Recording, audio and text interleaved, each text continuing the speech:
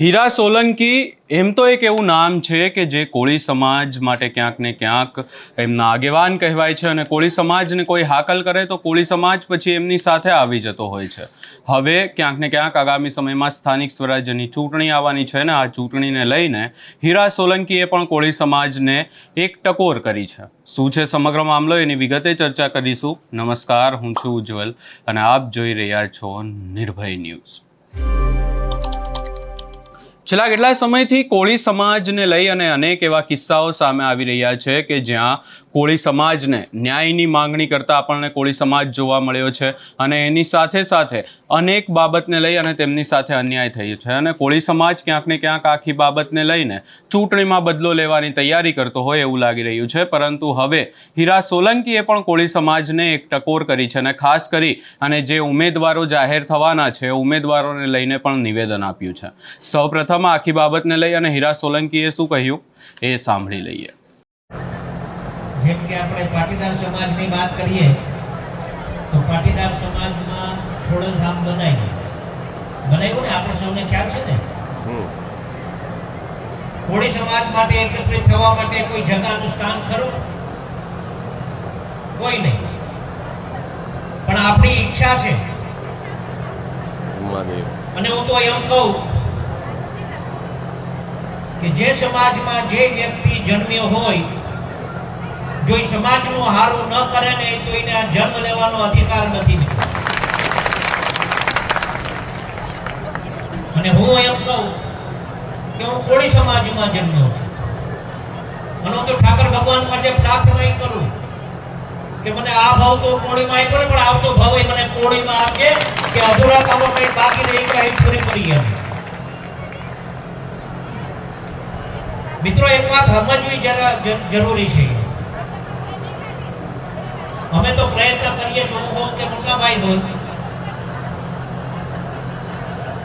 જે સમાજમાં જન્મેલો વ્યક્તિ હોય એ સમાજની સેવા કરી પ્રથમ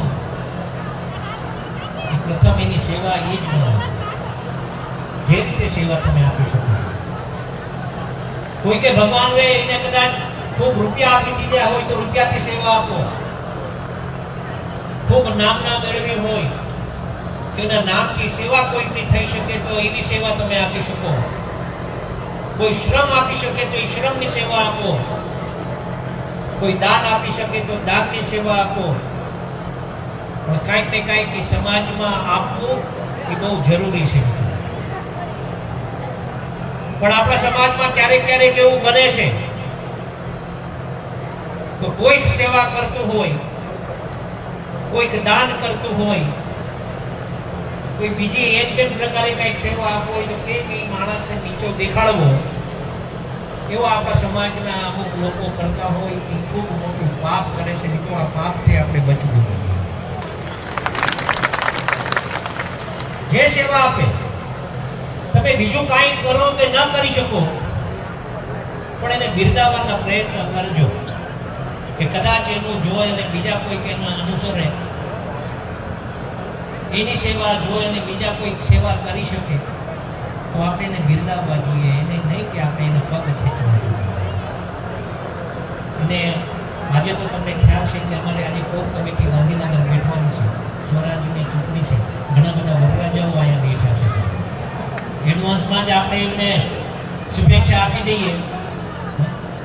પણ જેને જેને વરરાજાઓને ટિકિટ આપે મિત્રો મારી આપ સૌને હાથ જોડીને વિનંતી છે કે જે પ્રમાણે સરકાર કામ કરી રહી છે સરકારને હારે દેજો એ હાથ જોડીને વિનંતી પણ સાથોસાથ કરું છું. આ માનસી છે નહીં પણ છતાં પણ આ કહું છું. મને ખ્યાલ છે મિત્રો ઘણા દિવસ પહેલા ભાઈ શ્રી મહેશ ને બધા આવ્યા હતા મારા ઘરે અને મને આમંત્રણ આપી ગયા કે આપણે બેટલામાં આપણે ખૂબ મોટું આયોજન મહાથાળનું આયોજન કરીએ છીએ. આ કોઈ નાની મોટી વાત નથી.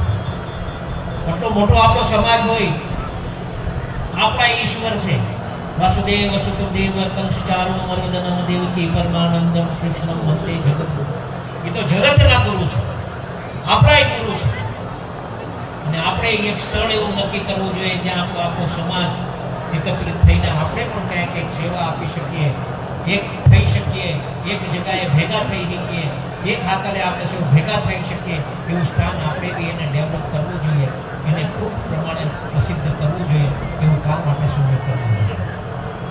હું અહીંયા આવ્યો છું, વધારે કાંઈ નહીં કહેતા, પણ મને અહીંયા બોલાવી અને અમારું સન્માન કર્યું આખી ટીમનો, અને આટલું પણ કહેતો જાઉં છું કે ભવિષ્યમાં ક્યારેય પણ અમારી જરૂર પડે ત્યારે આપ અમને હાકલ કરજો. તમારે જમવા અમે બનીને તમારા પડખે ઉભા રહેવાના પ્રયત્ન કરજો.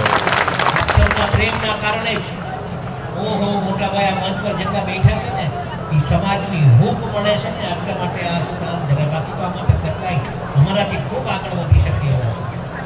તમે વિચાર તો કરો, અમારા ભાઈ છે ને, ભગવાનભાઈ છે, કલાકાર છે, એને એ બોલે ત્યારે આપણે સાંભળવાનું મન થાય. કેટલા એવા આપણા સમાજમાં છે જે સામે બેઠેલા છે, એ અમારા કરતા વધી કેવું છે, પણ એને તક મળવી જોઈએ. તમે અહીંયા હીરા સોલંકીને પણ સાંભળ્યા, પરંતુ ભાજપની સામે ને ખાસ કરી અને હીરા સોલંકી કોળી સમાજને હવે મનાવવાનો પ્રયાસ તો કરી રહ્યા છે, પરંતુ જો વાત કરવામાં આવે એ નવનીત બાલદિયાની વાત હોય કે પછી જે કોળી સમાજની લીગલ ટીમ હતી એમના મેમ્બરોની વાત હોય, એક પછી એક અલગ અલગ પાર્ટીમાં એ લોકો જોડાઈ રહ્યા છે. નવનીત બાલદિયા કોંગ્રેસમાં જોડાયા, જે એક લીગલ ટીમ હતી જ્યારે આખો કેસ સામે આવ્યો હતો નવનીત બાલદિયાનો, એની અંદર જે વાત કરવામાં આવે એડવોકેટોની, ચેતન બારૈયા એ આમ આદમી પાર્ટીમાં જોડાયા. એટલે હીરા સોલંકી ક્યાંક ને ક્યાંક એવો પ્રયાસ તો કરી રહ્યા છે કે કોળી સમાજ એક થાય, અને એમને ખાસ કરી અને જે ઉમેદવારો છે એમને પણ એવી જ અપીલ કરી છે અને સમાજને પણ એવી અપીલ કરી છે કે સમાજને એક રહેવું અને એકતા જાળવી રાખવી, ભલે જેને પણ ટિકિટ મળે, કંઈ પણ થાય. હવે આ આખી બાબતને લઈને જે હીરા સોલંકીનું નિવેદન સામે આવ્યું ને ખાસ કરીને હીરા સોલંકી જે સમાજને એક રહેવાનો જે સંદેશ આપ્યો છે, પરંતુ ક્યાંક ને ક્યાંક એમની સામે પડકારો પણ છે. જોવાનું રહેશે કે આગામી સમયમાં શું થાય છે. આ સમગ્ર બાબતે તમારો શું અભિપ્રાય છે એ અમને કમેન્ટ કરી જરૂર જણાવશો, ને અમારી ચેનલ નિર્ભય ન્યૂઝને લાઇક, શેર, સબસ્ક્રાઈબ કરવાનું ભૂલશો નહીં.